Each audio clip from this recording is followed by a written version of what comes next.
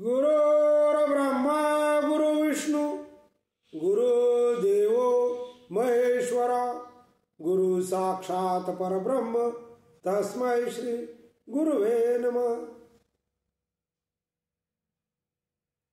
रामकृष्ण हरी. चला ऐकूयात ज्ञानेश्वरीचं एक पान. आज आपण ऐकणार आहोत ज्ञानेश्वरीच्या दुसऱ्या अध्यायातील म्हणजे सांख्ययोग या अध्यायातील पान नंबर 75 ओळी नंबर 248 ते 255. देखे कामना अभिभूत होऊन कर्मे आचरत ते केवळ भोगी चित्त देऊनिया. मनाच्या अधीन होऊन केवळ फलाच्या आशेने प्रेरित होऊन कर्मे करतात. क्रिया विशेषे बहुते न लोपिती विधीते निपुण होऊन धर्माते अनुष्ठिती. विविध प्रकारे पुष्कळ कर्मे आचरून धर्मग्रंथात सांगितलेला आचार शास्त्रोक्त पद्धतीनुसार धर्माज्ञेचा लोप होऊ न देता दक्षतापूर्वक पार पाडतात.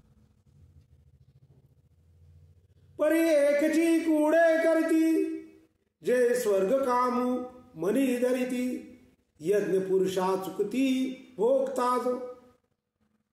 परंतु एक वाईट गोष्ट करतात. स्वर्गाची कामना मनात धरतात आणि यज्ञाचा भोगता यज्ञफल देणारा परमात्मा त्यालाच विसरतात. जैसा कर्पुराचा राशी कीजे मग अग्नी लावून दिजे कामिष्टांनी संचरविजे काळकूट. ज्याप्रमाणे कापराचा ढीग करावा आणि मग त्याला अग्नी लावून जाळून टाकावा किंवा उत्तम स्वयंपाक करावा आणि त्यात भयंकर विष मिसळावे. दैवे अमृत कुंभ जोडला तो पाये हानोनी उलंडीला तैसा नासिती धर्मू निपजला हे तुकपणे.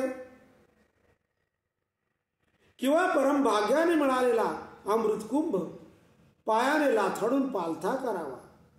त्याप्रमाणे मोठ्या सायासाने आचरलेल्या धर्मफलाची अभिलाषा करून विनाकारण व्यर्थ घालवतात. सायासे पुण्य अर्जिजे मग संसारू का अपेक्षिजे परीने नती ते काय कीजे अप्राप्य देखे. मोठ्या श्रमाने पुण्य जोडावे मग संसारातील सुखोपभोगाची कामना का धरावी.